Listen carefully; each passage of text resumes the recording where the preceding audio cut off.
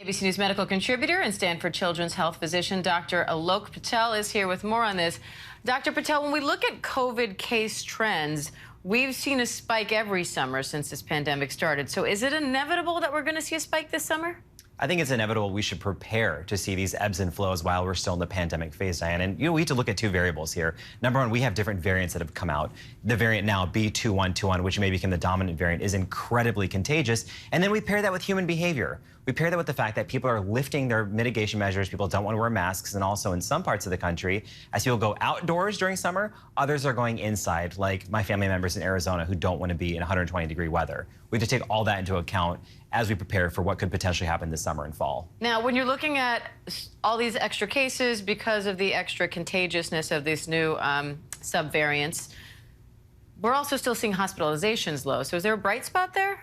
There is a bright spot. I don't want to see any hospitalizations from COVID-19, and I hope we don't normalize losing hundreds of Americans a day. But the silver lining would be the fact that we have a higher amount, I should say, of vaccinated individuals than last year. We also saw that seroprevalence study from the CDC, so there might be some protection from natural immunity as well. Now, that model we saw, that projection of 100 million infections by fall, that's taking into account a couple assumptions that we are not going to increase any mitigation measures, and hopefully we have the funding in place to make sure that people who need it still have access to testing, treatment, and vaccines. Now, with these Omicron subvariants now taking over essentially in the U.S., they're responsible for most of the cases of COVID.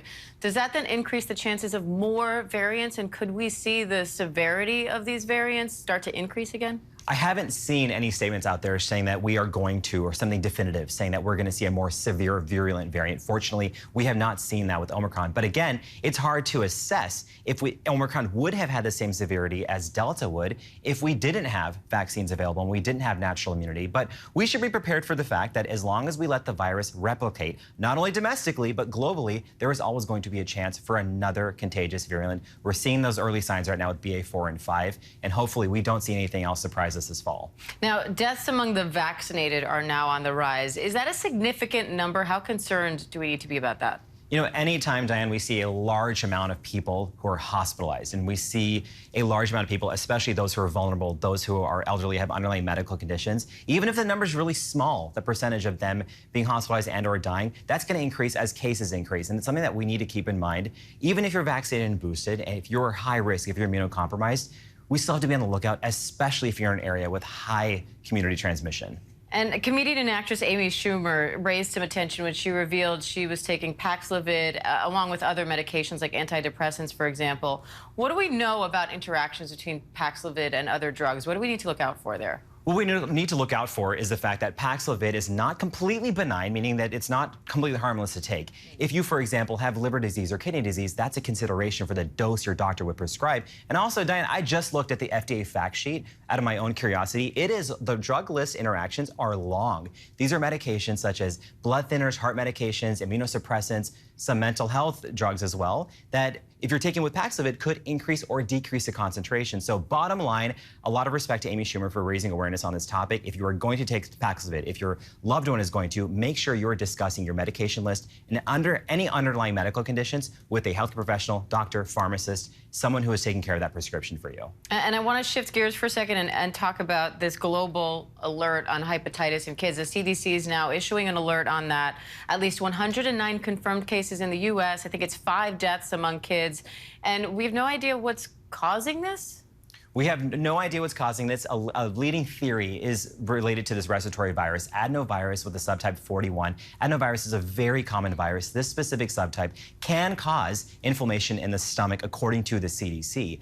Parents out there are likely freaking out right now because a lot of these kids are getting hospitalized. You mentioned some severe cases. What parents need to be on the lookout for is that severe abdominal pain, nausea, vomiting, diarrhea, or some later signs of liver inflammation, such as pale stool or jaundice. It sounds scary, but when in doubt, parents, talk to your pediatrician, healthcare professional. It is easy enough to check and pay attention to as we look. I think the last 2 years have taught a lot of people that anything that's unknown is kind of raising our alarms, but there's no reason to panic just yet. Now, some of the symptoms you just mentioned sound specific and unusual. Others, fever, nausea. My kid's in preschool. He brings home things all the time. So how do you protect your kids without unnecessarily bombarding your pediatrician with a phone call every 4 days? You know, listen, my daughter had a fever, and my idealistic dad brain and my pediatrician brain were like in a fist fight. Right. And so it is, you know, it comes down to the basic mitigation measures we've always talked about: keeping your kid away from other kids who might be sick, making sure everyone in the house is vaccinated, making sure your children are vaccinated, they're washing their hands,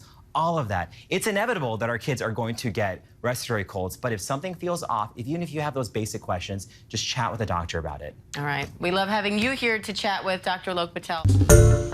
Hi, everyone. George Stephanopoulos here. Thanks for checking out the ABC News YouTube channel. If you'd like to get more videos, show highlights, and watch live event coverage, click on the right over here to subscribe to our channel. And don't forget to download the ABC News app for breaking news alerts. Thanks for watching.